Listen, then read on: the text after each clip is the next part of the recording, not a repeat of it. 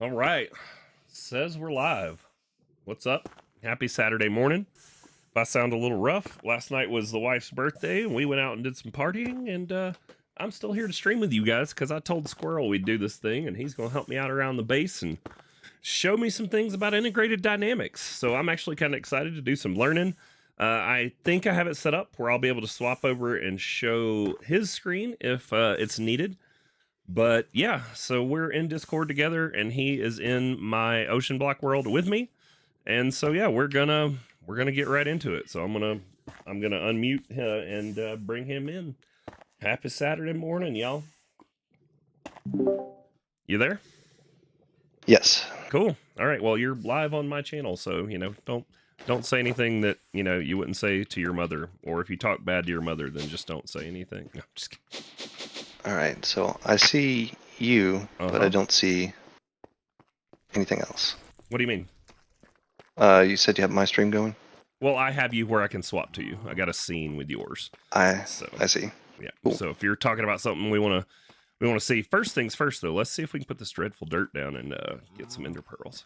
And then actually I'll do that while you just want to take it. I'll swap over to you and let you.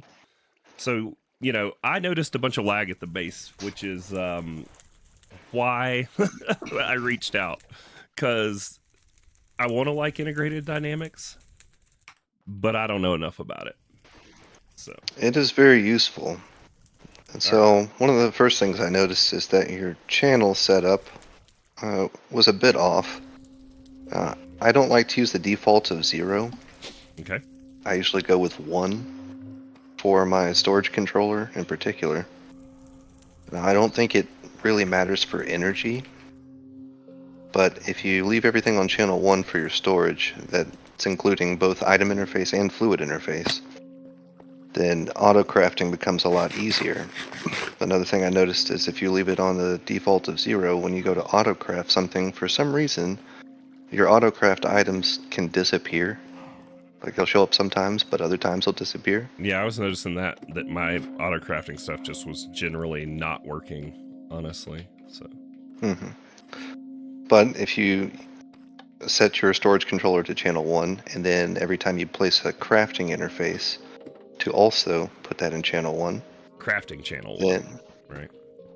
Yes. So that way it will use the items or fluid of channel 1, which is your storage controller. Cool. So as of right now, all of the items you have available to autocraft should appear when your channel selection in your terminal is set to all. Okay. Well, that'll be cool. I won't have to rush into AE2 because I was about to just do it, man. I was going straight for AE2. Yeah, so at this point, I mean, really, you could fill up the whole wall with crafting tables now. Yeah, nice. All right, so the lag I see when I'm looking at like my chest wall and stuff, you were saying that has something to do with like a polling rate or something along those lines? Yes. Okay. So whenever you go into any of your integrated dynamics devices like exporters, importers, stuff like that, you have 2 different sets of options. The most important is going to be part settings in the top left, where it says ticks per operation. So they all default at 1. And if you have just a couple of these in your world, it's not going to be a problem.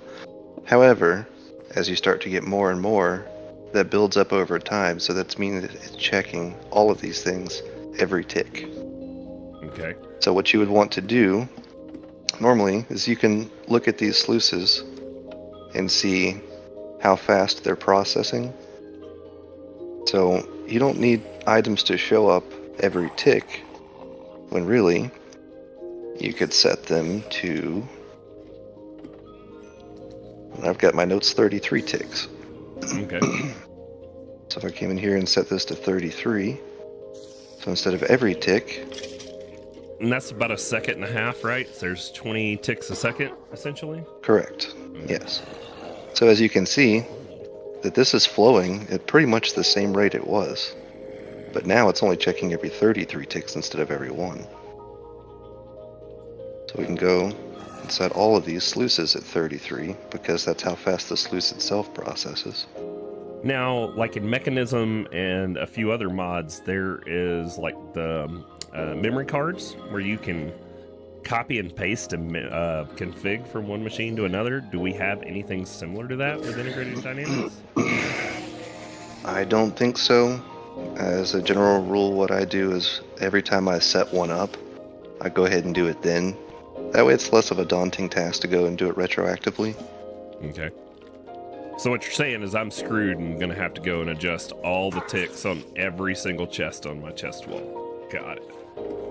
Well, thankfully, I've made some notes, and I've already gotten the timings down for a bunch of them. Sweet. But for the storage controller, like your interface, item interface, and fluid interface on those, I typically leave those at 1 because it's the most important in your whole storage network. As I set myself on fire. This but squirrel is on fire. For these back here, we can leave them at 1 for now. We can see how the performance does after we set the importers, exporters, things like that. But if I had to guess for item interfaces just on your storage wall, I would say that 10 ticks per interface is probably fine, because in all the mods 10, the crafting interfaces defaulted to 10. And I had no issues with items like taking a while to show up in any of my auto crafting. Crafting interfaces in this world, it seems like the default is 5 ticks. Okay. But since we already have the example of all the mods 10 and it working just fine there, I would say 10 would be even better for that. All right. So we'll leave all these chest interfaces for now and focus on the machines. Oh, I have this weird thing going on with your stream up. I've lost my cursor in game. No. Okay. There we go. I usually fix that with an alt tab and go back in. Yeah. Twitch does this to me too. So I lose the cursor in Twitch as well when I stream on Twitch. Don't know why. But it's fine. I can live with it. Where are we at? Where'd you go? Upstairs? I'm chasing the squirrel. Right here. So what's this thingy? Okay. So first off, this is a display panel, and it can show a lot of useful information. So you can make variable cards and put them in here. Now, if you just put a blank one in there, it's not going to show anything useful. But as you can see, I have a TPS card in here. And that shows the tick performance of the server. Yep, threads if per that dips second. below, yeah. If you're not getting 20 ticks per second, then your server is having some issues. So it seems like we're good right now. And where I got that is we can see that there is a world reader that I put on the network. And really that doesn't matter which way it faces because it reads information from your world or your server. Mm-hmm.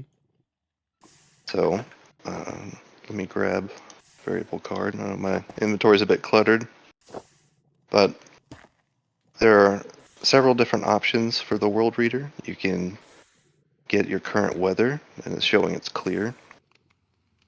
Is it raining? That says false. Thunder, false. Is it day? So it must be nighttime right now, because night says true. Nice. And it'll even show you the next time it's going to rain. There's a rain countdown. Interesting. You could use this to automate the Tero Bozu or whatever from Botania. Have it clear the rain for you.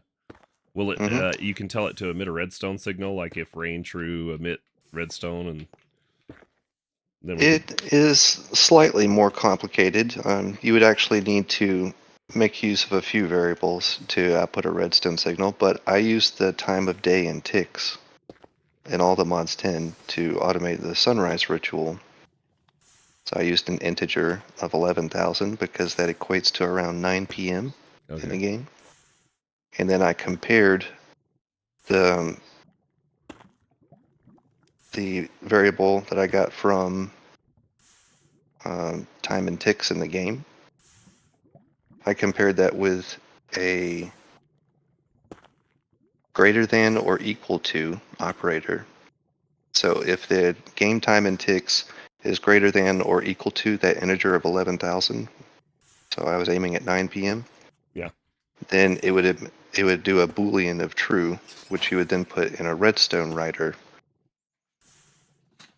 So using that Boolean of true in a redstone writer would allow you to activate the clicker for the ritual. Cool.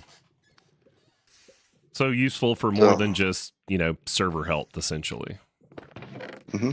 So we got daytime and ticks right there. So I could just put a blank card in there, grab it. And if you wanted to display information like that in the display panel. That's time of day, essentially. Yeah, did you sleep recently? Yeah, I went and slept. Yes. So yes, that's the time in ticks. And so you can see it's early on in the day, and around 9 p.m., that number is going to be 11,000. So that's why I went in the logic programmer. Which is that one there. Yeah. Yeah. And I've got one too. You can make a portable version. Yeah, no, I put it in the chest for you. So if you want a static value, you can go to integer and type in your own. And then make a variable for that. And then you would just use the variable that I grabbed from the world reader. And then you can do greater than or equal to. And then be able to compare those two. So you take a look at where your signs are. So I want greater than on this side. So that would be time of day. If it's greater than the value that I wanted, then my inventory is going to be full. Happens quick. Just go ahead and swipe all of these in there. That way I have some room. All right. So there's that integer. And then here's the Boolean. So then if we had a redstone writer, let's see if we can make one.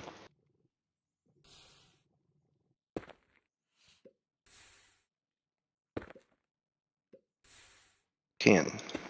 Oh no. I saw that as it was happening. It just got rid of my variable card that had something on it. That's not a big deal.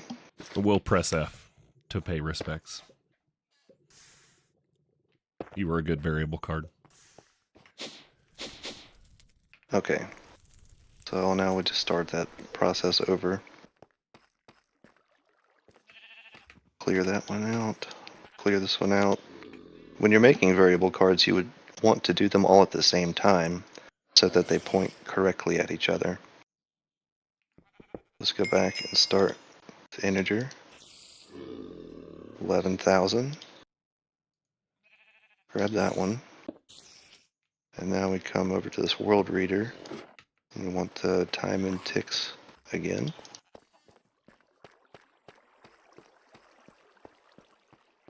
Then back to the logic programmer. Do greater than or equal to. Time of day. Greater than or equal to 11,000. Then what you would want to do is have a variable store. Which, do we have one of those yet? No. No, we don't. Okay, a variable store is where you store these variables so that the network can see them and make use of them. And it doesn't matter where on your network they are. Let's see, we need mineral chunks. You should be able to craft it. There should be enough blocks in there. Okay, there we go.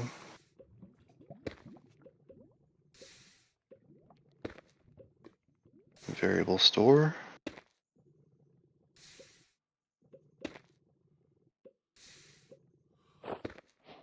All right. So like I said, we could put this anywhere. So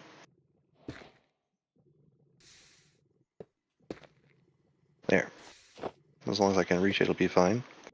So we'd want to put the time of day that the world reader reads and the integer of 11,000.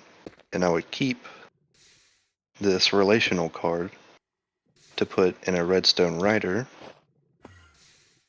So just for example's sake, let's put it right here.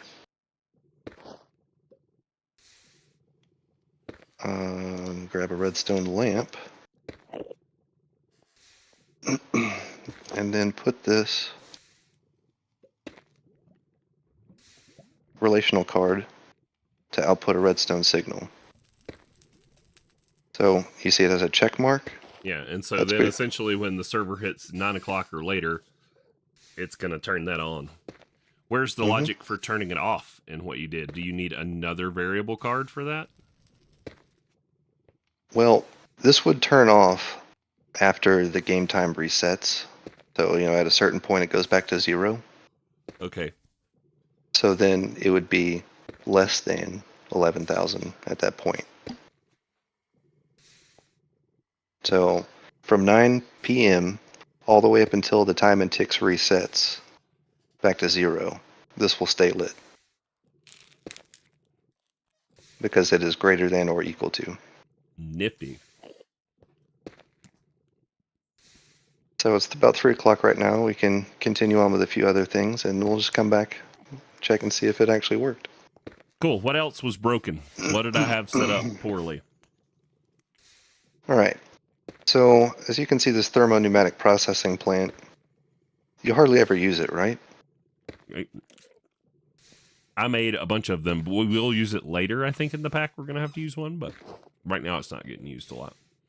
Okay. Well, I see you have export fluid, which means it's sending water to it. But this is also set at 1. But since you don't use it very often, let's just set this for an arbitrary number of 200 ticks. That way it just doesn't check very often. Okay. So essentially, 20 ticks is 1 second. So 10 seconds is how often it would check to put more water in it. Rather than just continually, essentially spamming it with water the whole time. Right. Okay. And so those operations are why when you look at a wall that's got a bunch of interfaces, you get, lag, essentially, is all of those refreshes happening, and then it's in your rendered view. It's kind of Right. like having a crap ton of entities, I guess. Or something. Now, you can't deny that AE2 is far superior as far as things ticking because the network doesn't actually tick, which is amazing. And so you can have humongous AE2 networks and then never slow down. So in my notes, I've got water for magnetic boiler, 500 ticks, and lava at 1,000 ticks. So if we come over here, we'll see this is a fluid exporter. So that means there's a fluid being pumped into it from the network. Mm-hmm. And we look at this variable card. This one is water. So back to the notes. I got water 500 ticks. And that's because I stood here last night and actually watched the machine work and just did a rough estimate, calculation of how long it would take. So, and again, all this seems like a much less daunting task if you do it when you set things up. As you go, yeah. So if we set the water for 500 ticks, and this one is lava, I set this for 1,000 ticks, and now we can go and look inside this machine and see how fast it processes. So you can't set the tick rate too high, otherwise you'll see the value of water continually decrease, and when it replaces water with the transfer amount, it won't be able to make up for that decrease. So what I was aiming for is not to let it get below 7,000 millibuckets of water. Okay. And as you can see, that 500 ticks gets it right above 7,000. And see, it fills right up again. So it's always going to be net positive. Okay. So I gave it a long time so it doesn't check very often, but still keeps this full. Sweet. And then the same thing with lava over here. This one drains at a slower rate than the water does. And I estimated around 1,000 ticks for that one. And you did And that by just again, removing the variable cards and literally sitting there with like a stopwatch. you could use a stopwatch. I've done this for long enough where I can kind of gauge Okay. how long something's going to take, but I didn't take the variable cards out. I just changed the part settings. And, after a rough guess or two, I was able to narrow it down. Sweet. So, magmatic boiler is functioning. You don't have to babysit that anymore. All right. So let me make sure that I got these sluices done. Yeah, Let you me did make the sure they're 33 for the item. What about the fluid, the water? Did we change those? I don't think so. Do we need to? Let's see. So this one's lava. We can go in here and actually see. Let's just give it a test of 200 ticks for this lava one. Let's see how fast it drains. Well, this one's not actually. There we go.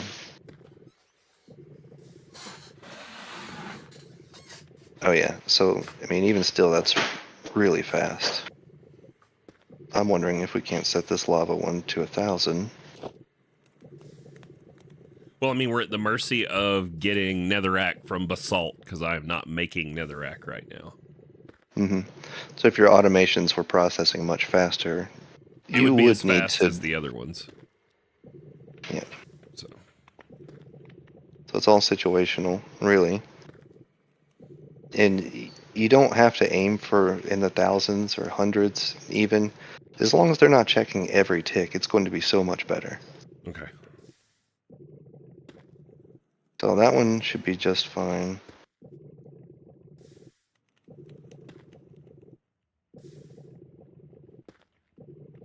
Mm,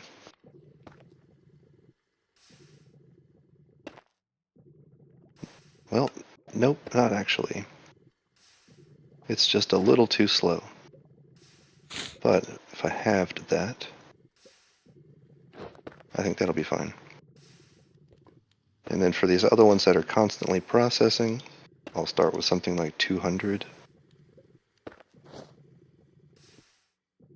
And then we can just look at it and watch the water level. If it gets below 9, we're too slow. Okay. So that looks good to me. Stopped at about 9.2 before going back up. And so the system's putting essentially a whole bucket in at a time, or close to it. Correct. And what you could also do, so we've covered the part settings on the top left, but if you go to the properties, where your variable card is for your fluid, and there you can set your channel. Let's set on the correct channel for your storage controller. Option of round robin, blacklist, empty as wildcard, and then fluid transfer rate. So you actually have the ability to choose whatever transfer rate you want. For instance, what if I set this to 5,000 millibuckets and then change this to 1,500 ticks?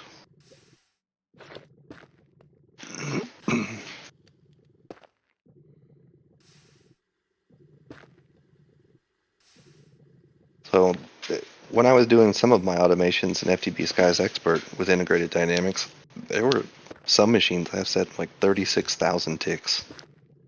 And that's just because it was using whatever it was so infrequently. Mm-hmm.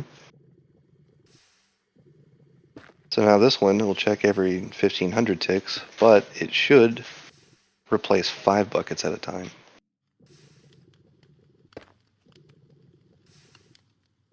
Now, of course, I won't take these examples to the extreme because then we'll just be sitting here waiting to see if they worked. Right.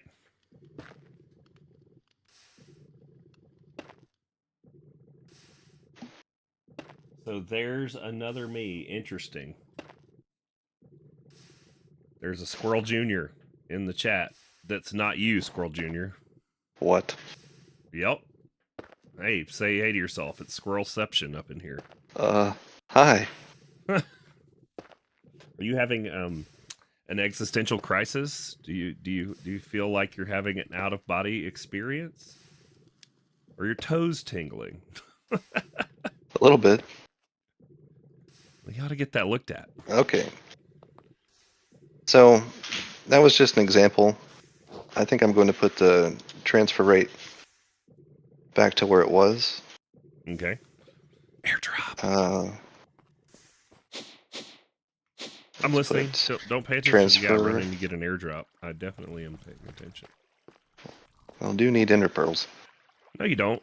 You definitely don't need these 20 ender pearls that I got out of the farm and have in my storage. Oh. There's definitely not 37 more in the storage either. Gotcha. Definitely not. Well, I mean, in the backpack at the farm. Hopefully we can go wireless on the stream. Well, I mean, that was the goal. And then ender pearls disappeared. But thankfully, we got a rotten egg. I don't know how that happened. Your lost twin brother, he says, he's missed you. I'm just going to get this back up to speed really quick.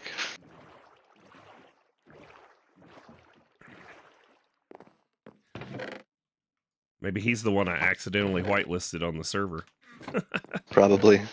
So you can see it just jumped back up to 10 because after waiting the amount of ticks it was set on, then it will use the ticks per operation that you last saved. Nice. So if you have it set on 20,000 ticks and then put it back to 1, it's going to wait that 20,000 ticks before starting a cycle of 1. Makes sense. So what did we have this on before? So, try 500. And this one was on 500.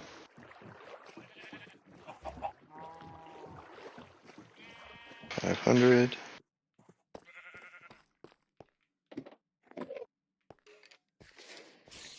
$46. Nope, that's too slow. 200. I was trying to be too precise. But as you were saying, even just changing them from, every tick to, even once helps a second tremendously. would be huge. Mm-hmm. We got a discoing Enderman in the bedroom.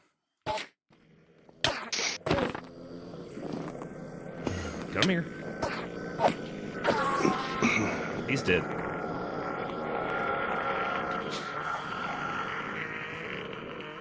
Hey, squirrel. Turn around. Whoa. Toss the rest in storage.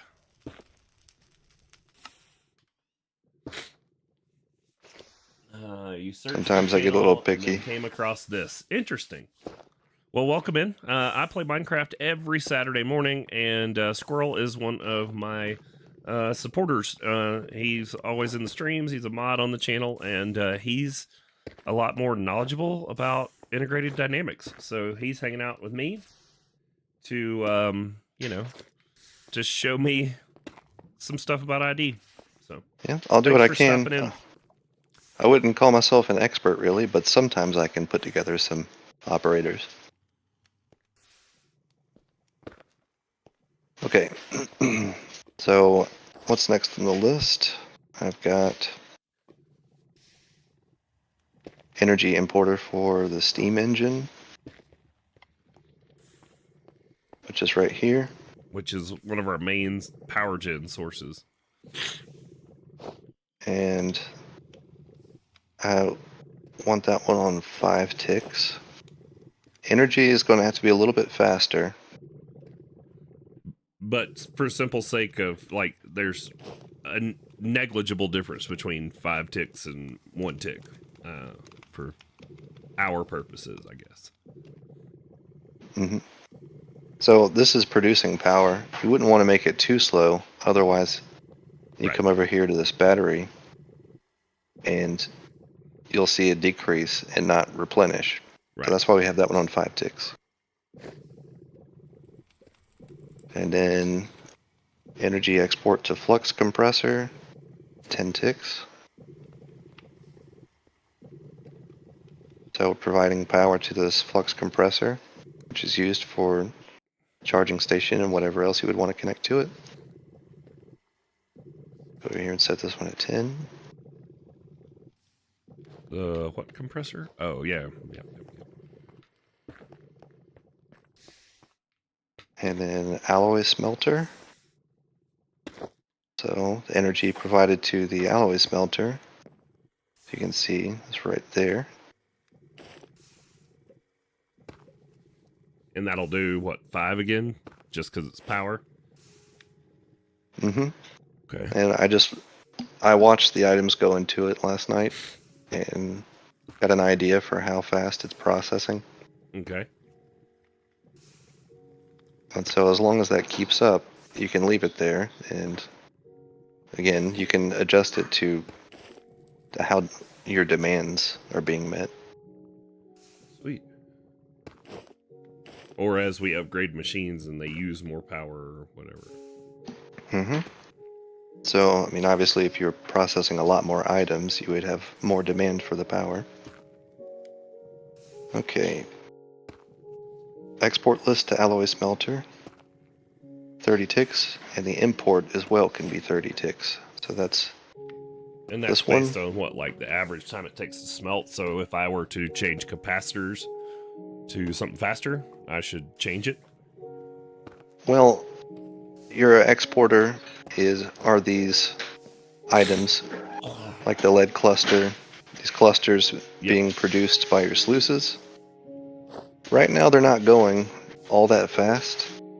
So from the rate that these clusters are entering your system,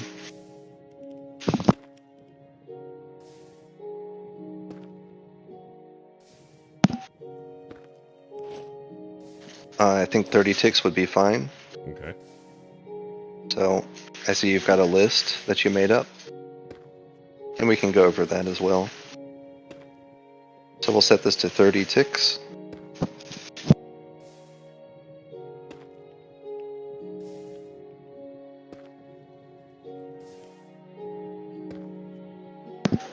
Sorry about that. What's up, Jay, for 4K? Yeah, man, after the stream, I'll go take a look at that channel. Drop you a sub, I don't mind. What do you do? Minecraft content? What else you got going on?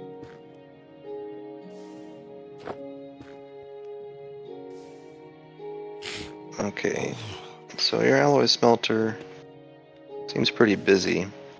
It stays pretty busy, yep. Let's try 3. So as long as that number keeps going up.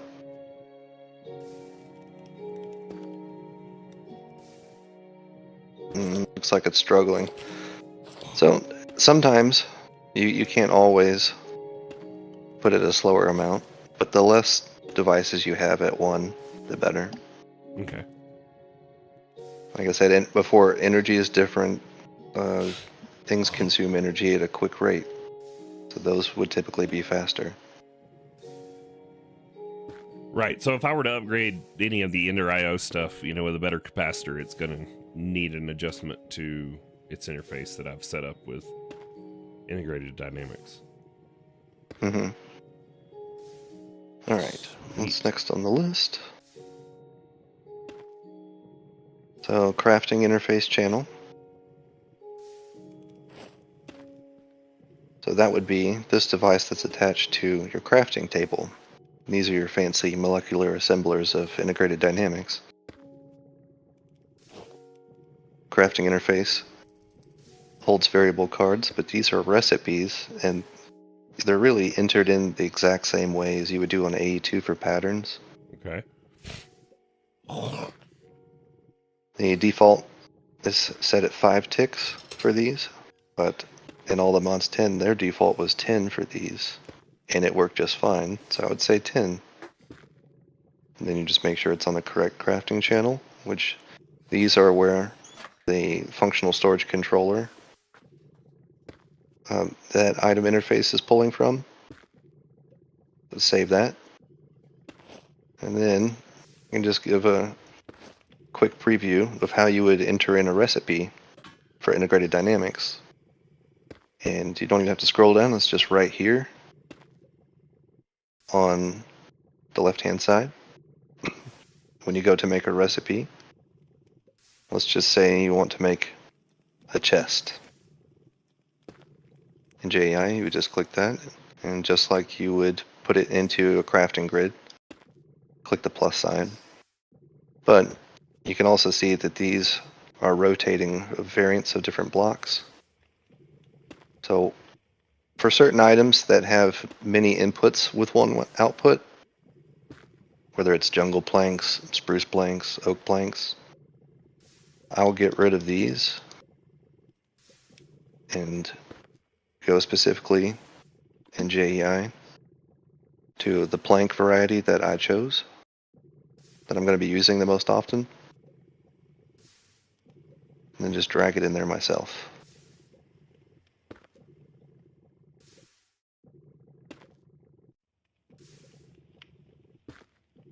And this is a valid recipe. So then you can just put variable card there. Now you've got a recipe for chest. Now, Integrated Dynamics does have options for substitutions. So you can see at the top it says Shift-click to configure. So for spruce planks, if I wanted it to only use those and nothing else, you could click Strict NBT.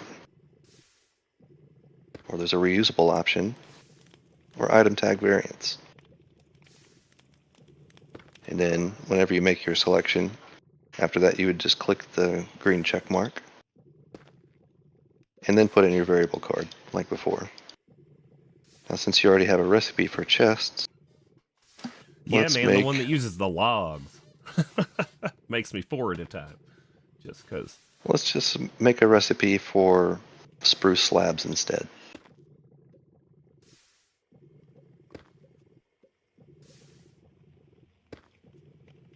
Alright. Okay. So now you have a recipe for spruce slab. But after adding a few recipes last night, we're going to need a new crafting interface. You don't say.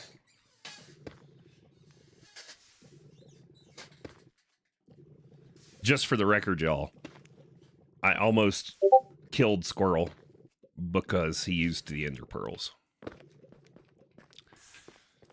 But it's okay, because we got a rotten egg on another adventure, and now we got ender pearls for days. Yep. Okay. Now, you can actually use the same crafting table. Just a different face? Mm-hmm. So put that on there. Connect that with cable. Come to the crafting interface's part settings. On the top right. Then make the selections like before. 10 ticks instead of 5 ticks. Make sure it's on the correct crafting channel. So channel 1 is what the functional storage controller is. Okay. Click save. And I'll put the slabs in there. And now I could come down here and look up spruce slab. Tell it to make voila. you some. Nice. So the recipe is for 6 at a time. If I were to select 2, it's going to make 12. Oh. So unlike A2, where if you tell it to make 1 of something and the recipe is for 6, it just does 1. Or if you tell it to do 2, it still only does 1 because, 2 is in 6. So you're selecting the number of crafts to perform here and not the number of items you want. Correct. All right. That's different. Now, do you have a machine that could take a buffer inventory? So what I'm getting at here is we can make a buffer inventory for a machine you have. Normally it could be something like a multi-servo press or a furnace that accepts items. What we could do is set it up for its own channel, and then you could come in your terminal, whether that's this one or a portable one, and come up to the channels selection up top, and let's just say you had a channel 4. Okay. That was for a smelter or something. Right. You could put it on channel 4 once you set up the item interface on that buffer inventory for channel 4. You'd be able Oh, to so select this channel is one of 4 the here. things that you can do with ID that you were talking about is missing in AE2. So sometimes in AE2 or refined, we have to go run to a furnace to smelt some crap. But with this, you could set up a buffer inventory tied to a furnace, for example, change to that channel, dump your stuff to smelt in there, and then have it output either back to your main storage or another channel. Mm-hmm. Nice. Yeah, it would. You could have. So your normal smelting setup would be set up to pull back into your storage, which would be channel 1. Right. But if you added a buffer inventory before it with its own item interface and selected channel that you would have to remember, unfortunately you can't name them. But let's just say channel 4, and you dumped items from this terminal into channel 4, those would get processed through your smelter and then return into channel 1 for your storage. That's useful. What's up, Yeti? How you doing? I'm learning over here with Squirrel. He's teaching me things about integrated. Oh, and as you can dynamics. see, Yep. see now this our light lights on because it's nighttime. Heck yeah. 21:35, so 9:30. So that is greater than or equal to 9 p.m. Nice. And this simple method that I used to turn on this light is exactly how I automated the R's sunrise ritual. Sweet. That way, you could make it be daytime all the time. Right, because reading the time and ticks of your world or server is 100% reliable, whereas using a daylight sensor Right. doesn't always work. It can be affected by weather and output the wrong signal. Heck yeah. Excuse me, for those of you that are late, I'm not yawning because I'm bored. I'm yawning because yesterday was the wife's birthday, and we may have closed the bar down last night, so, I'm on the struggle bus this morning due to some partying. All right, so now we've made it through setting all of our machines. What do we got going into here? We're almost done. We're fixing power on the energy exporter for the foundry? Yes, almost done. So I'm going to just go over these last couple. Foundry, after looking at it for a little bit, I think we could be okay at 5 ticks. Go ahead and set that. Back to my notes. Then the water pump, that was out the window. And I think that was down a floor. It's on the floor with the chest wall. Okay. One more. There we go. Out here, this one can be set on, it was 100 ticks. Yes. Oops. And then, so this isn't always pumping water into this drawer. So it's not always in operation. So it doesn't use that much power. So I think 100 ticks will be fine on that one. Alrighty. I've already changed your storage chest to channel 1 to match your storage controller so that all your auto crafting will be on the same channel. And then crafting interface is set to 10 ticks. So the ones I've set already and any future, just put them on 10 ticks. Okay. Heck yeah. I can already tell a difference though, because before even just the sluices, like looking over here at this wall with the sluices, I would get stutter when I swept across it, and I am not getting that anymore. So, and the chest wall downstairs would stutter too. This thing was worse. Yeah, we have left those on 1 tick for now. If you notice any performance drops, we could try setting those on 10. And really, it's up to you to experiment on what works for you. Right, but like you were saying, just getting this stuff cleared up, even though it's probably not best practice to have those still on refreshing every tick, clearing this up will, make it better ultimately. What about crafting upgrades and stuff, that we use in AE2? Can you tell Integrated Dynamics to export and craft?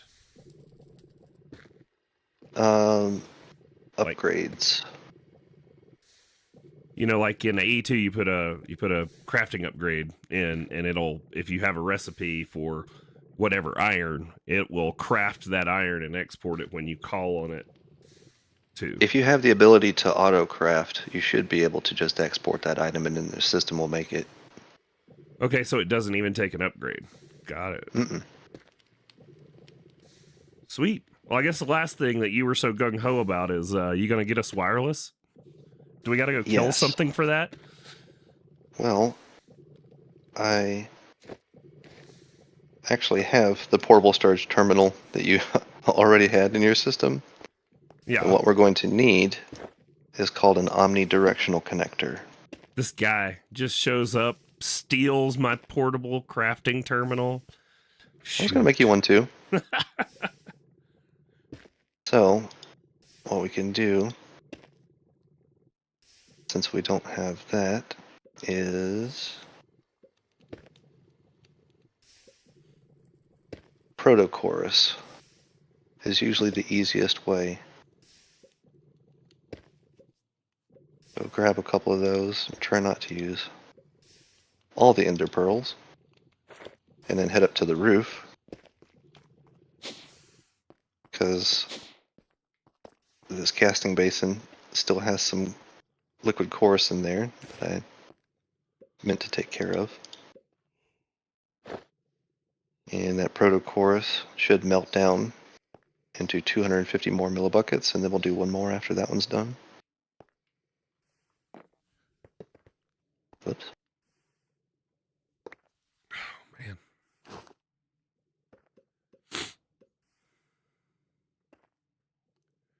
I'll wait till that one's finished, because last time I put another one in, it reset.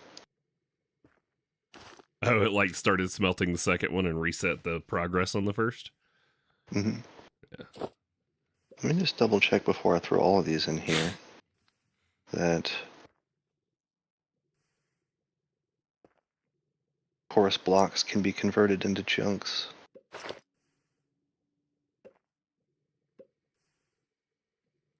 Okay, yes, it does go backwards. So I'm just going to throw all of these in here because it's easier. And we'll need a few more.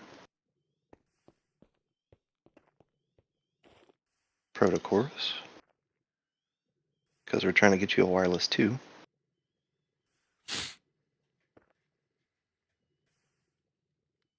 Mineral berries. Hmm. Gonna have to grow some trees. Get to twerking. Whistle while you twerk. Okay. I don't have a hoe. I mean, how can you not have a hoe?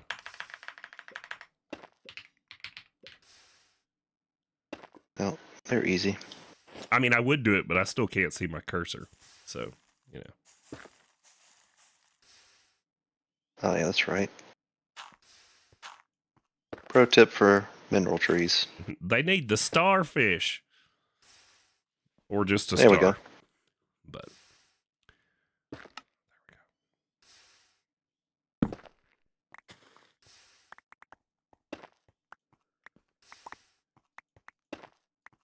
There's a bunch. nice.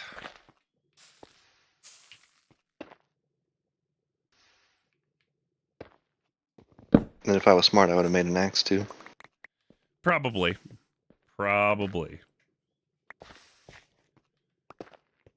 See if this is enough for a kibble. Recipe.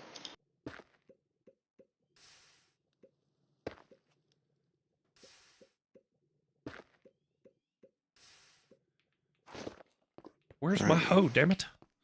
There it is. Sorry. I didn't swear. Don't, you know. Did you break some Oratech energy pipes, or did I get those from like a chest or something? I think I might have found it on an airdrop. Ah, nice. Okay, so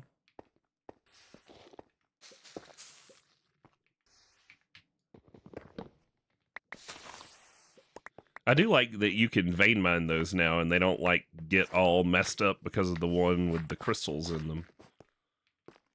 I don't know if I've just gotten lucky and not gotten one that was all broke.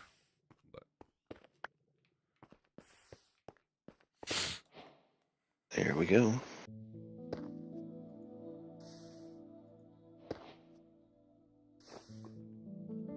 See if we can go ahead and craft one up.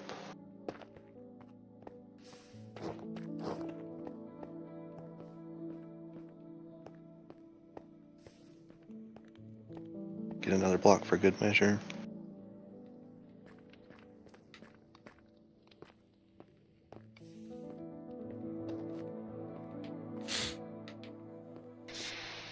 That takes forever to cool. Yeah. Get back to... You want to play with some integrated dynamics, Yeti?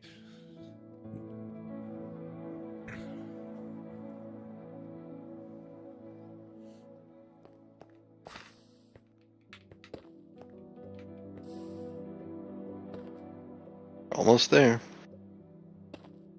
Okay, so something to note, whenever you craft omnidirectional connectors, they craft in pairs. Okay. And initially, it will be group 1. And does it automatically change the group every time you craft one? If you were to craft more, go ahead and make 2 more of these monodirectional, and we can go over those as well. See how now it says group 4. Okay. I'll wait for the stream to catch up.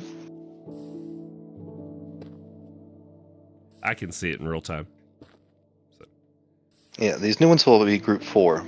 However, when you craft those, and you want them all to be the same, you can take one of these group 1s, put it in the crafting grid, and then put one of your new ones beside it, so now you have group 1 and group 4. Mm-hmm. And then your output is both of them on group 1. So the desired should go on the left, the one to overwrite will go on the right. Okay. And then just take this last group 4 and overwrite that one. So now you have all group 1s and they'll stack. Now why do we need four of them? I'll show you. So since this is your stream, you can do the honors. And okay. what you want to do, take one of those. Yep. Does it matter where on the network? No. Where would you like to put it? Well, I mean, this is my let's throw everything right here area, so let's just throw it right here. So anything that is connected by this network, yeah. Once you put that wireless on there, you'll be able to access everything that is connected to the cable. Mm-hmm. Now you'll take that portable storage terminal and right-click it on that omnidirectional connector. Nice. Oh, heck yeah.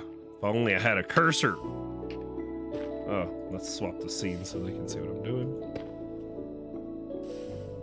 But there we go. So we tossed that up there, and then we just linked it. I had made this thing forever ago and then realized we needed way more ender pearls. You might need to tell him at least 3 or 4 times. You know, Yeti, you know what? If you weren't such a nice guy, I would say something mean right now. But you're also probably not wrong.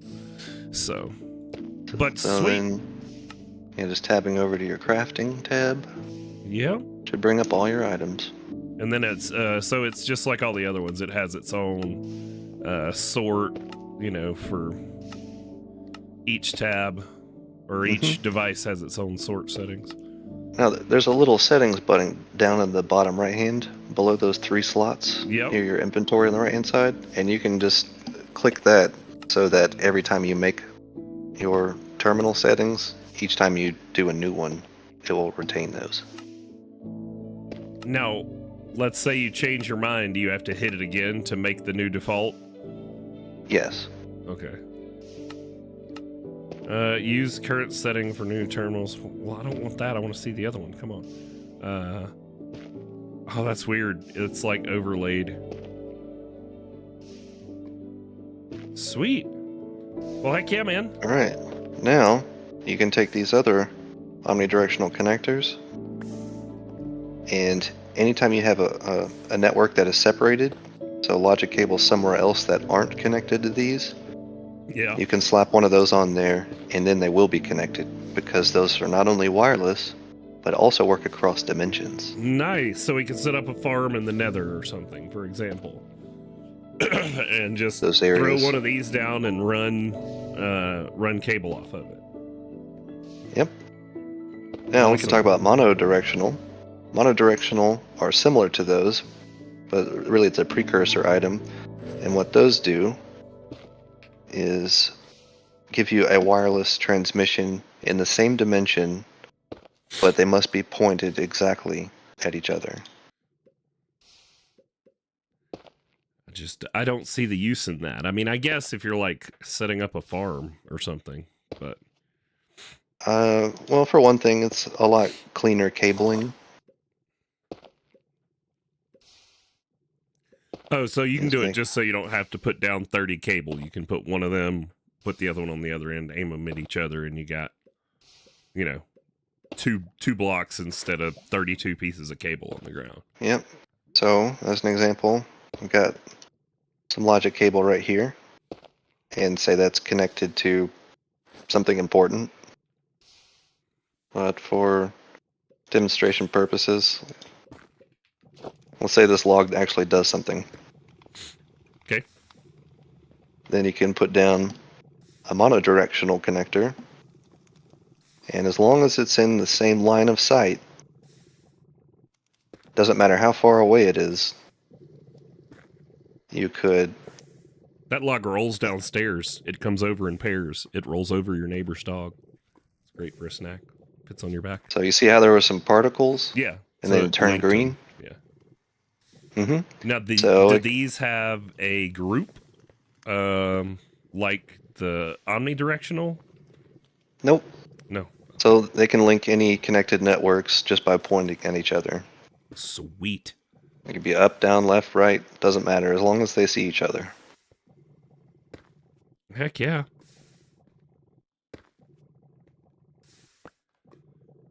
Well, that was a lot of fun, man. Yeah. I mean, is there anything else you wanted to go over? No, I mean, you helped me with the lag I was having, and I learned about why this wasn't working, and yeah, that was really cool. I'll have questions, but I know where to find you. So Sure. Well, I mean, yeah, feel free to go on and actually get stuff done on the list. I'll just be around. all right, man. Well, thanks for stopping in. Let me swap so they can see me, and then we do have a list of things to get done. So I'm gonna get to some of that, but I'm also probably not gonna make the 4 hours because I have to go get my tattoo finished today. So I got that going on this afternoon. So hostile neural networks. So we were gonna do some hostile Real quick. neural networks. Yeah, what you got?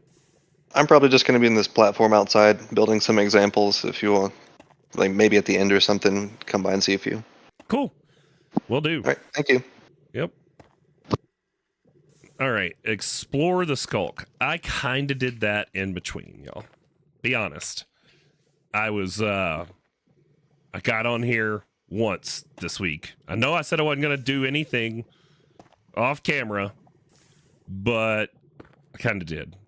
So I went and found the skulk area here, and all I did was go and get skulk for the quest credit. Now, you're going to notice there's a whole lot more quests done.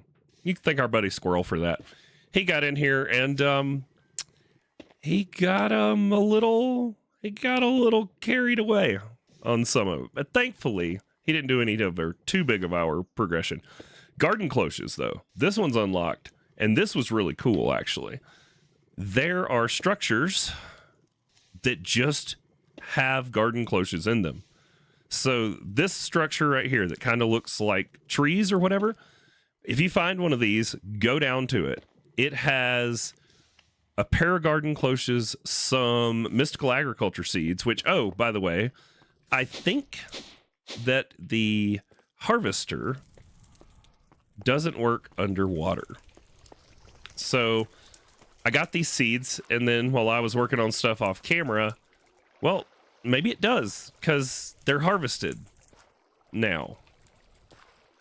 But maybe it's slower because it's underwater. I'm not real sure. It's only on the Prudentium tier, but these did get harvested unless somebody's been coming by and manually harvesting them. But anyways, so we got a bunch of crops for free. All of these seeds you see here, the turtle seed, stone seed, dirt, nature, and wood, were all in that little dome, along with 2 fully built, ready to go garden cloches. So exploring, you know, they talk about it in this pack a lot, but get out in your world, go explore around the map. If you see a structure, worst case scenario, you die, right? Like, oh well. I don't know if I have any deaths on here right now. I tend to keep them cleared out. There's definitely some in the nether, though, from when we were trying to fix the ender pearl problem and get some more ender pearls together. Funny how there are 2 SquirrelJrs. Yeah, I think he left to go play Roblox, it sounded like, was what he was getting ready to do. But now that we have ender pearls, and a lot of them, by the way, this dreadful dirt that we got, I set this up while Squirrel was talking. So we took our mob farm from being just waiting on passive mobs to spawn to, as long as it's dark enough, we will have, you know, mobs in here all the time. We are missing a couple of things. We are missing some range upgrades for the fans, so I do want to get those going. And now that we have a handy dandy wireless, let's get that up and running.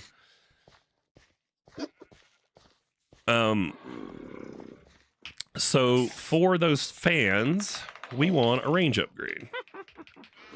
Are they called range? What are they? They are called, let's see, at mob grind.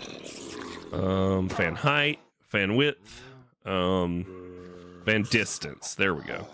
This is the one. Ooh, we need feathers. Are there feathers in here? Have we gotten any, like, jockeys? Doesn't look like it. Nope, no jockeys. So I guess we get to go kill some chickens. We should probably breed them before we kill them. Feather. Yeah, we don't have any feathers. So let's grab some seeds. Heck yeah, wireless is great. The fact that it's like interdimensional, I mean, it took a little bit to get to, but it wasn't too bad. It took me nothing. I made the tablet, but I didn't have to do any of the other legwork. All right, there we go. Now, give me a feather. I need more than one, though. So you get to give me one, and you get to give me one, and you get to give me one. And let's turn the magnet on and see how many eggs we get.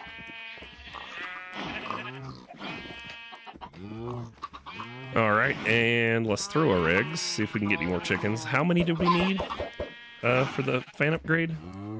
Distance, 4 per upgrade, so we need another 4. That's gonna be a problem, actually, because I can't afford to kill that many chickens. So I guess we will just make one side, but as you notice, the mobs aren't getting pushed all the way over, which is why I want to make that upgrade. Is we want to be able to push the mobs onto the grinder instead of just having mobs that chill out 1 block away and wait on other mobs to stack on top of them. So if we were to do that and hit our plus, There we go. And then we can put it on this one.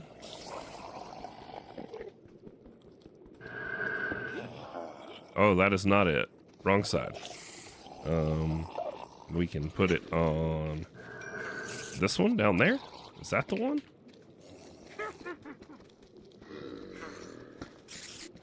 There we go, right here.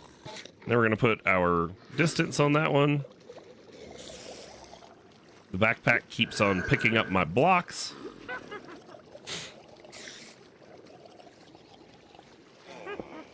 There we go.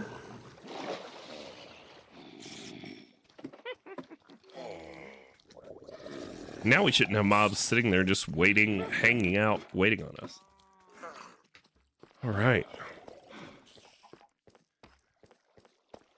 Now, what was on the clipboard? Why did I leave the clipboard up there?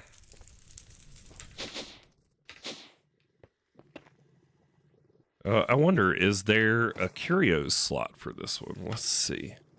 Personal shrinking device, deep learner, pattern encoder, battery, slot. Oh, it can go in a bunch of them. Okay, sweet. Can it go in the refined storage slot? Heck yeah. Okay. Now, keybind for integrated terminals. Let's set one.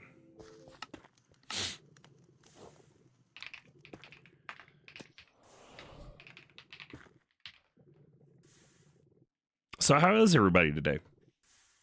I know we were like the first hour or so, it was learning with Squirrel, but I learned a heck of a lot and had fun with that. So how are y'all? How are things on the other side of the pond there, Yeti? So we did explore the Skulk. We talked about Celestium tier doing that. So that is the next tier of goo, which we needed the Skulk for. So let's go take a look at that and see if we can get through the next tier of just our things here.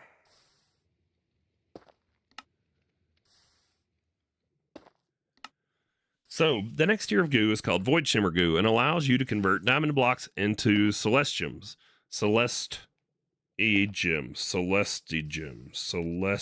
I don't know. Celestial gems or whatever. We're just going to make up words and call them that. To activate it, you'll either need to feed it Ender Pearls or Chorus Fruit. Just like the other tiers, this goo can also produce the previous resources at a faster rate. Sweet. So we need to take Blaze Bloom Goo and Void Shimmer Goo. No, we need to get into Nautek. So we're going to need to make the mixer from Nautek. We're going to need polished prismarines. We're going to need a bunch of prismarine. Where are we supposed to get prismarine from? Does it tell me?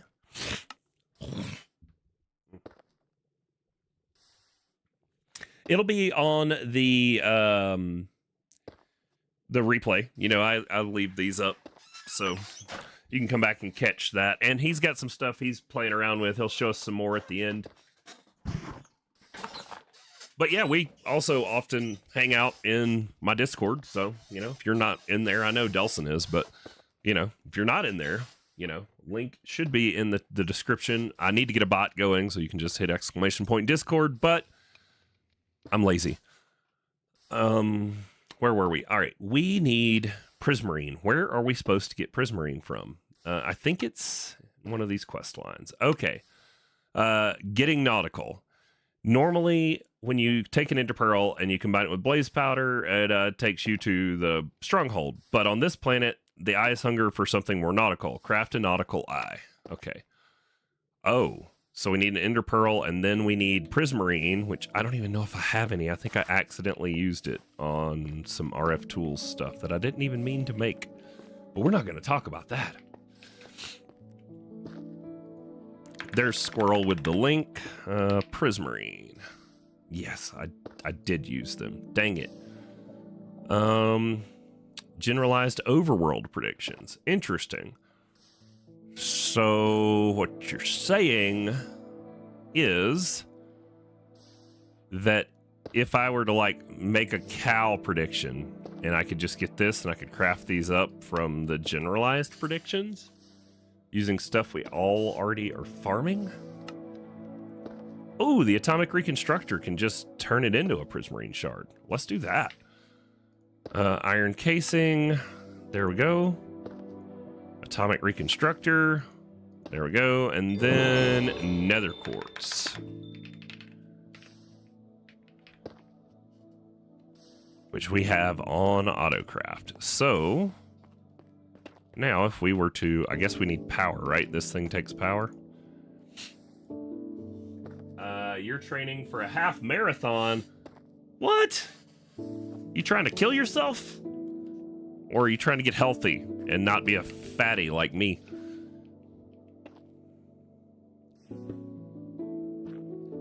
Hold a redstone torch to toggle. Cool. All right, and then let's toss that in there and let it pulse. Hey, magnet off. One more time. Oh, it's converting it. Heck yeah. So we'll let that convert over.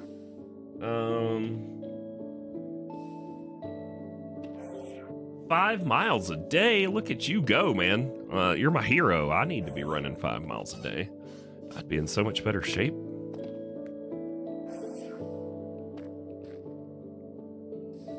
Heck, right now I'm just trying to make it through the tattoo and then date night tonight, because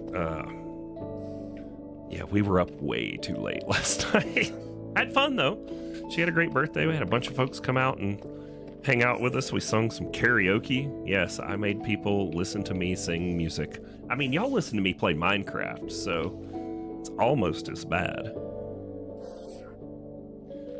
If I'd thought this through, I could have just put a couple blocks down and I wouldn't have to keep like repositioning these back into the beam.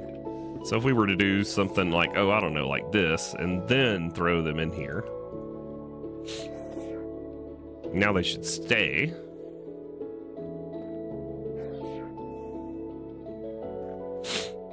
When is your half marathon?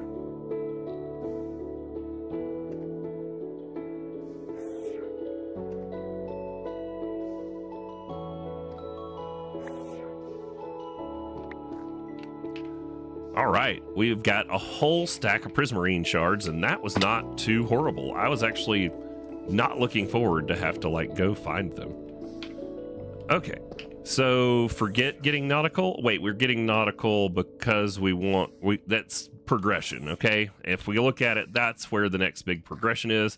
We've got to go down this quest line, and we have to go find the aquatic crystal. There's going to be like a structure underwater, and we're doing all of this so that we can go even deeper.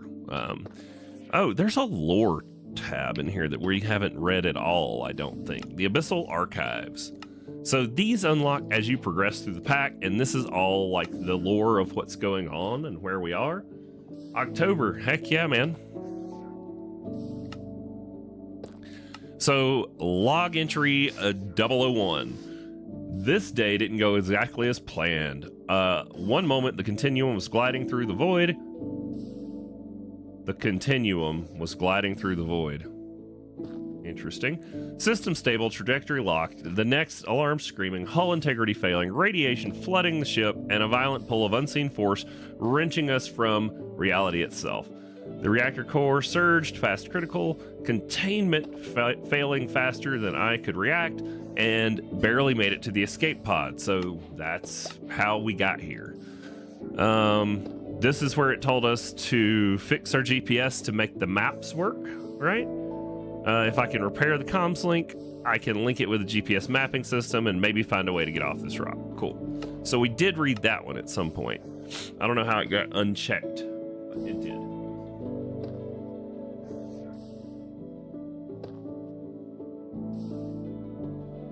Oh, well, you haven't been to Colorado, man. People run all the time. Like, literally, I can tell you my neighbors who run in the morning, like they set off my ring every single time. And I know all the ones that go running here in the neighborhood. And like when I'm out playing disc golf, oh my God, the mixed use paths all over. People in Colorado, man, they're all here because the outdoors are freaking amazing. The weather is amazing. And when it snows, it's not horrible. The water is littered with wreckage, most of it mine, some of it isn't. I salvaged what I can, some hull plating, circuitry, a few tools that somehow survived. This wasn't just a freak accident. The continuum was ripped off course. The way every system failed at once, I think it was deliberate. I felt it, that pull, the raw force, like the universe itself reached out, grabbed hold, and dragged us out of the sky just to watch us fall. The thought that gnaws at me is, if it wasn't the first, and if other ships have been caught in this, where'd the other crews go? That is kind of interesting. We're here by ourselves. Well, I mean, this squirrel guy showed up, but I kind of gave him permission, I guess. But we were here by ourselves. Let's make it daytime.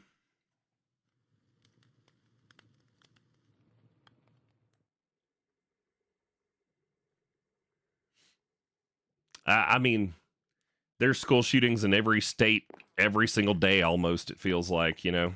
It's kind of just sad at this point. No, they're running from the drama between Trump and Elon. That's what they're running from, if you want to know the honest to God truth.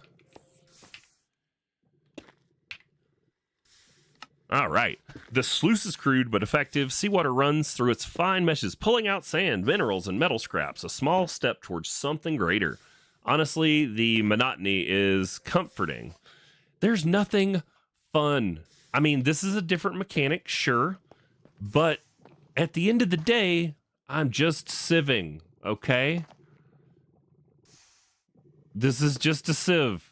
It's got water and a mechanic where it has to have lava on some of them. Cool.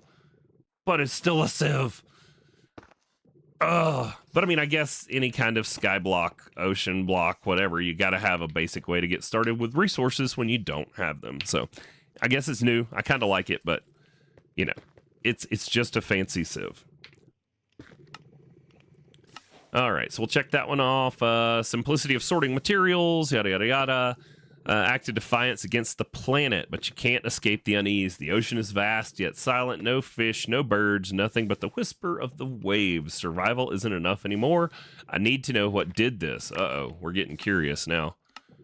Log entry 4. Progress. We repaired our comm link. Okay. So we should have read some of these a long time ago. But diving is an unknown risk. Deeper I go, the further I stray from the surface and from safety. Still, I have to know what's down there. All right. The first ruin. Well, that's unsettling. I found a structure. Big, ancient, and deeply ominous.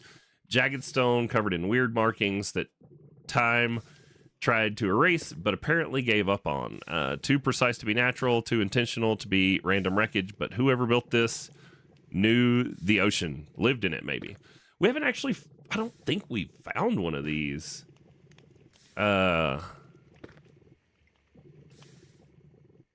Yet. I think I found it on stream when we were like trying to figure out what pack we were going to do for the series, but I don't think we found one. It's talking about the, it's like a big stone structure that sticks up out of the ocean.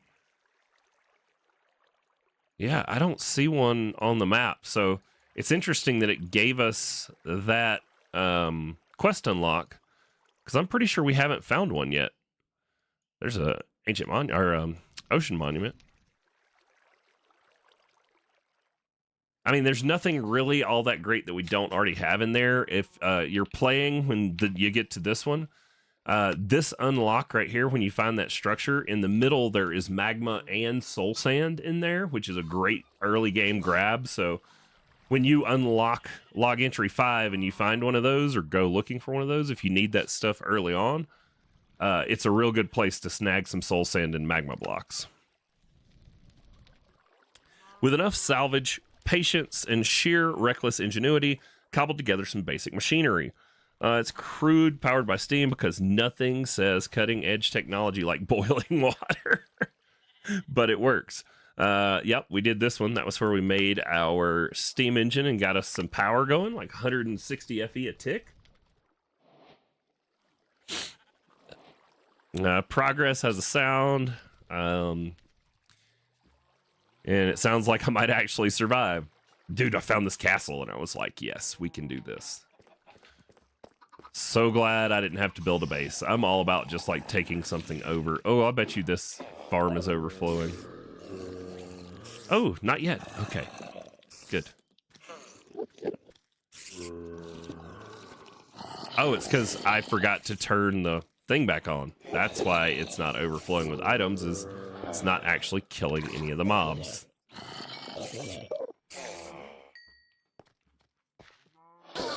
Now it's killing them. All right.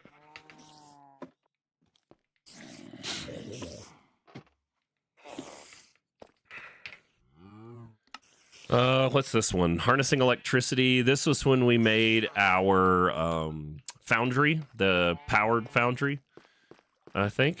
So what does it have to say about that one? Breakthrough, Eureka, you got electricity. Steam was fun and all, but I've officially graduated from the 1800s. Well, you're still using steam to power your forge energy, but not enough to power your growing collection of barely held together machinery. Automation can expand and systems can run longer. Yeah. Something is out there beneath the waves, watching, waiting. Whatever it is, I'd really rather not meet it. I think we're going to meet it. I don't think we have a choice. Crushing depths. The deeper I go, the less this world wants me here. The light fades faster than it should. The water feels thicker, like it's resisting me. My suit groans under the pressure, and the cold is finding ways in. If I push any further with my current gear, I won't be coming back. Need something stronger, something that goes beyond science, magic, alchemy, whatever the hell force is woven into these ruins. It lingers in the carvings, it whispers that drift through the deep. If I can harness it and fuse it with my tech, I just might stand a chance. This is talking about our next big progress for materials.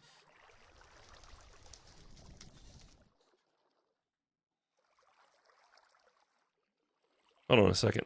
I think there's somebody at the door. I'll be right back.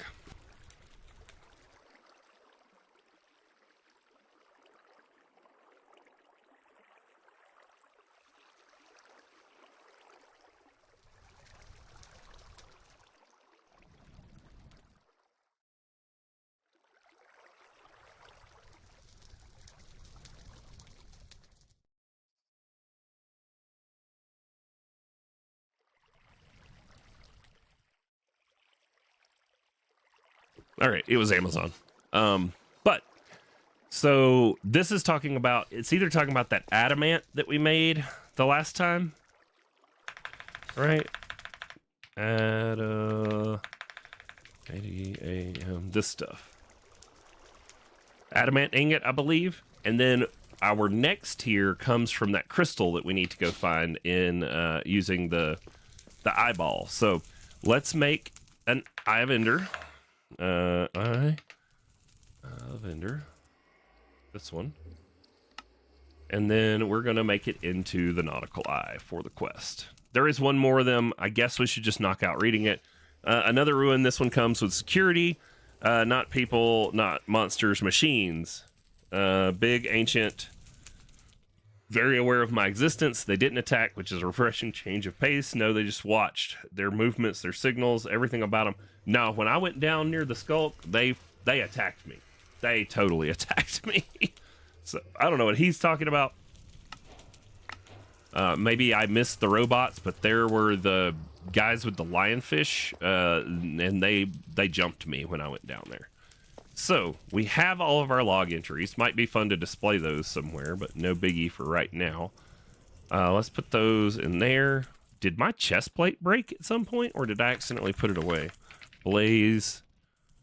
I think my chest plate may have broken, or I stuck it in the backpack somehow.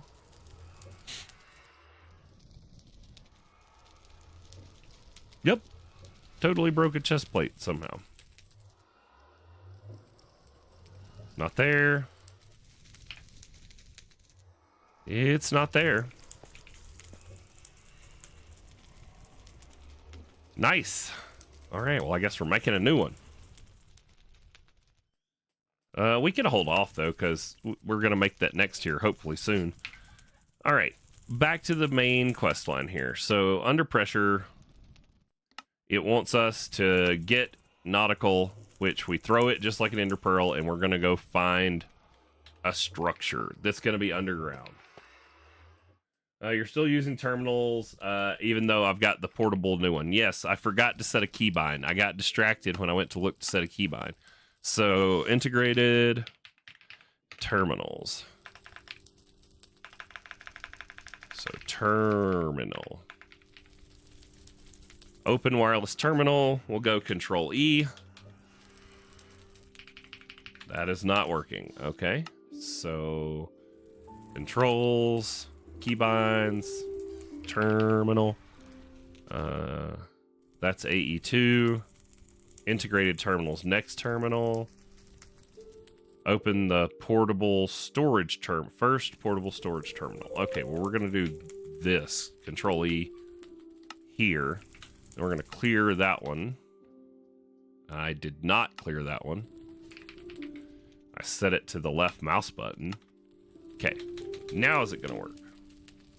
Yeah, there we go. All right. Keeping me honest. Squirrel calling me on my mess.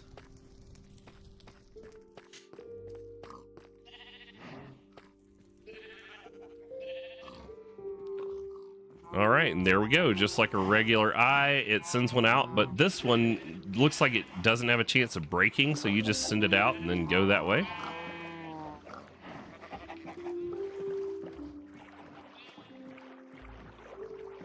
I think after we find this, though, I am going to have to call the stream a little early. I am on the struggle bus today, and I need to make sure to eat and get ready for my tattoo appointment, which is, I was going to have to end early, but I'm probably going to call it at 10, just because I'm going to rest a few minutes and then get ready to go get my Mario tattoo finished.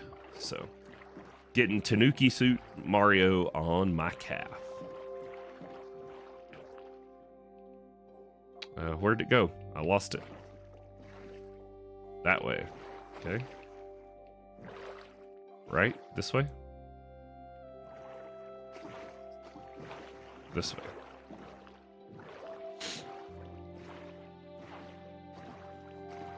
If I think of it, when they finish today, I will post up a picture for you guys somewhere over in the Discord for those that may want to see my new ink.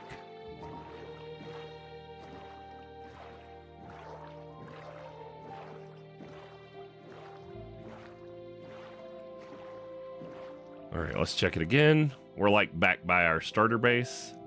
Oh, did we go too far? We went too far. Okay. So if let's look at the map, there's going to be a structure down below somewhere between where we just were and here.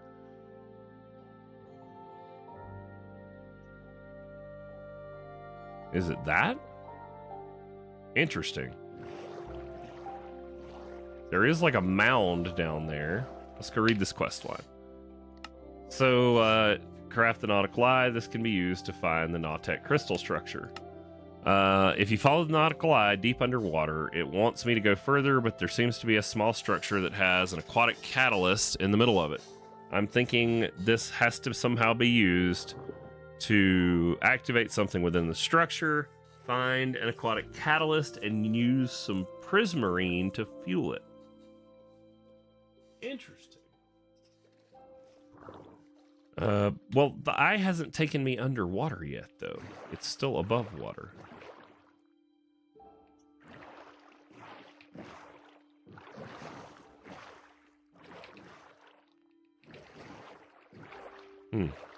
Take me under the water. Dude, we're like going back and forth, but it's not going down. There we go. That went down.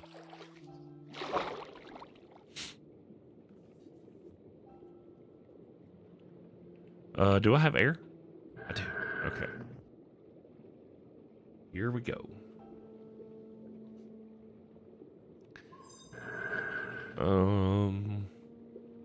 Okay. There is a structure here.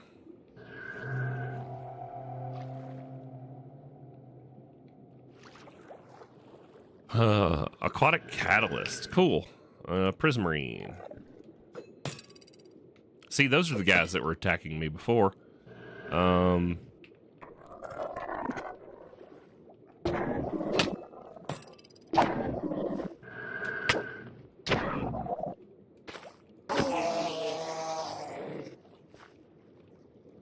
Okay, so I activated it.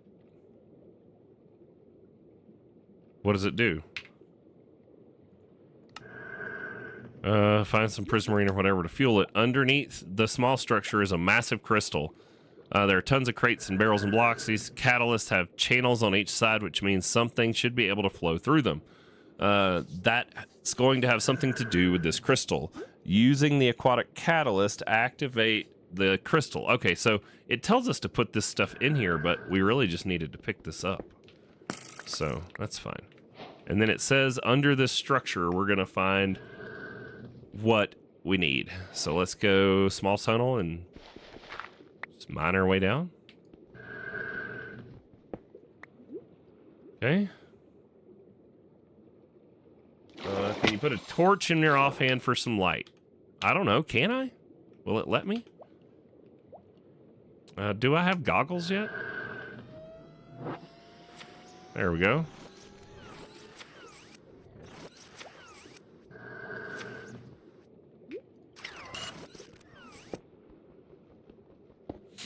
I didn't go too deep, did I? What was all that weird noise about?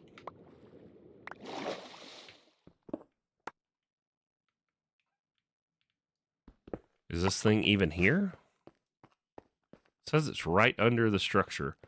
I know that Dyer was having issues and had to go find another one of these because he couldn't find the crystal.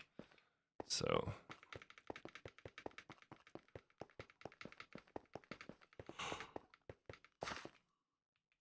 all right, let's go up and see how directly under it we are and which direction it goes. So, yeah, it says it's supposed to be under here. So I'm just going to go, let's just go like a couple blocks down and then put a block over our head and we'll do some like shapeless mining and mine our way around so that it doesn't flood, I guess.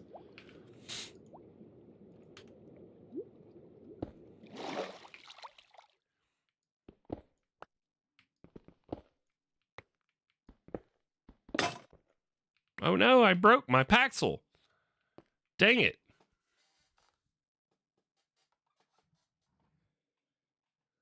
That's what I get for not paying attention. All right, Control E, and let's get a new pickaxe.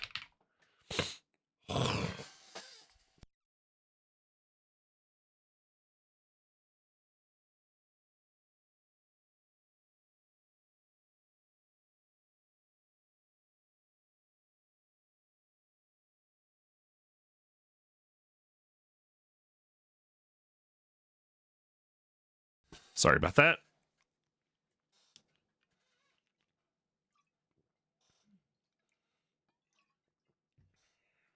All right. Where is this thing?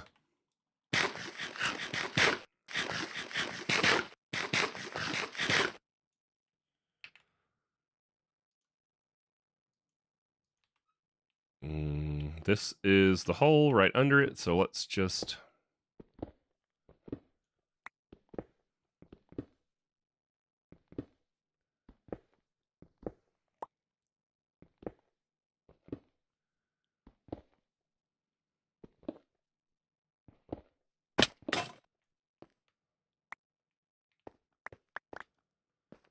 Okay, another pickaxe. This needs to be on JEI synced pickaxe. There we go.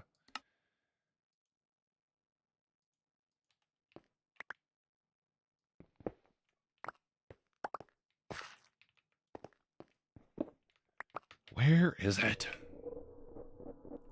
I was about to put stuff in my backpack, but I don't have to because we have storage here. Heck yeah. All right, go away. There's the thing we need. There's the thing we need.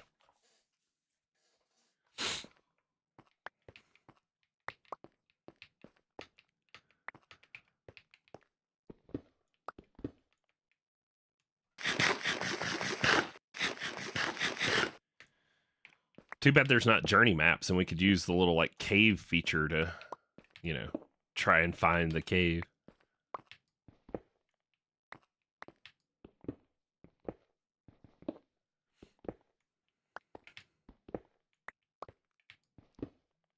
How far down is it? Could it be this far down? See, Dyer had this same thing happen.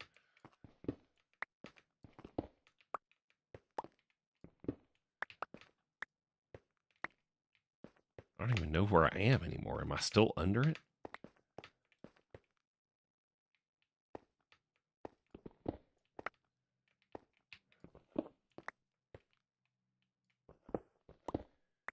Interesting. Well, I may have to look for this thing off camera, because it's kind of ridiculous. I've broken 2, and I'm about to break a 3rd pickaxe trying to find it. Let's just go straight down and see what happens. We'll fall in some lava, maybe. Oh, we are too deep. We are too deep. No, no, no. Oh, God, we're going to die. Oh, no. I was compressed to death. Oh, boy. Am I going to be able to, like, get my body back? This should be interesting. Give me my stuff. Where is it? Yes, and now we need to... Oh, God, the catalyst is down there. Okay. Woo! That was scary. Somewhere in there is my backpack.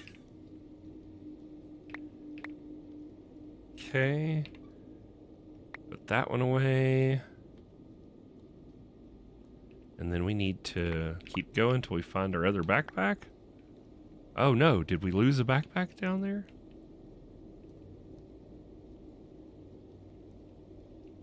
Let's turn our magnet off. And then let's just throw this stuff away.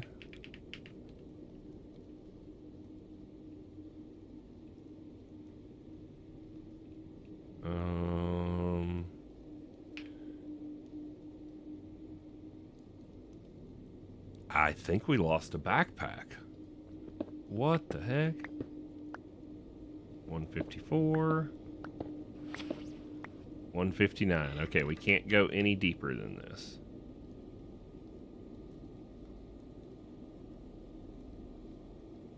Let's go and see if we can see it, maybe.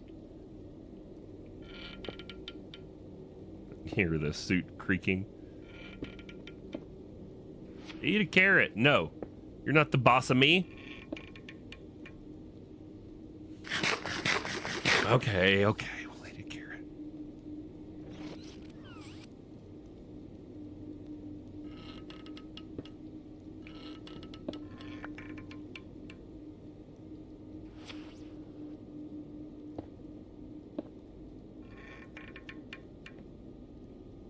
Dude, for real. Like... Where is my backpack? Oh, it put it in my chest slot. Sweet. Okay, so we have everything. Yeah, I think I may have to look for this thing off camera. I mean, we just dug down to crush depth and found nothing. Nothing at all.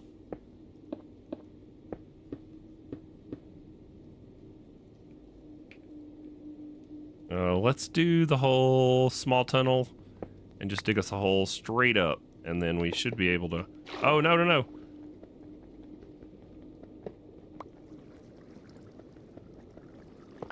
Okay. I should be able to just swim up it now. Heck yeah. Alright. Yeah, I have no idea. This is definitely the right structure because it had the aquatic thing.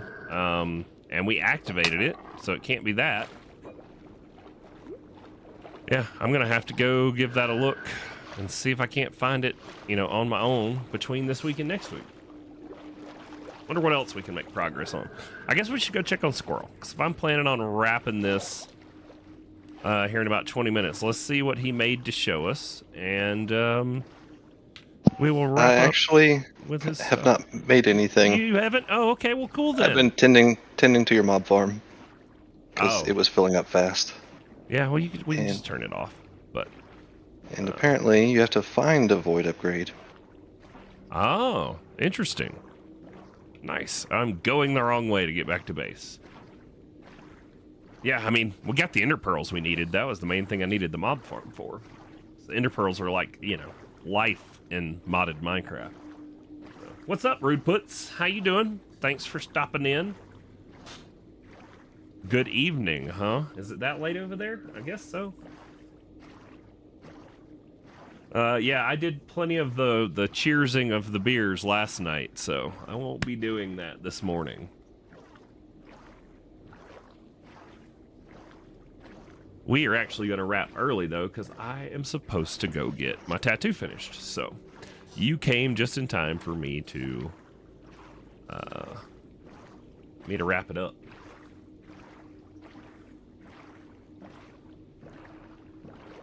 All right. We made our way back to base. We're going to have to go find a different one. So what I'll probably do is, off camera, I will swim the other direction and throw that thing and try and find a different crystal. Because, yeah, I mean, we dug where it said to dig, and it wasn't there. So, which sucks, because I died down there, and I lost experience, too. Where is the X? There it is. We're gonna remove that, but yeah, Squirrel showed us a bunch of fun stuff. We made some progress, not a whole heck of a lot, but we did go and find where there was supposed to be a structure, but there wasn't. We read and got caught up on where we're supposed to be in the quest line. And yeah, next time we will do some more on the clipboard, which is right here. So let's take a look. We did explore the Skulk, Celestium tier. How long do I have before 10? I got 17 minutes, okay? So before I really need to wrap up, just to make sure that I get everything done to be able to go to my appointment. So let's see if we can't potentially get this done, right? Like here? No, we can't, because we needed the mixer, and we need to make the aqua...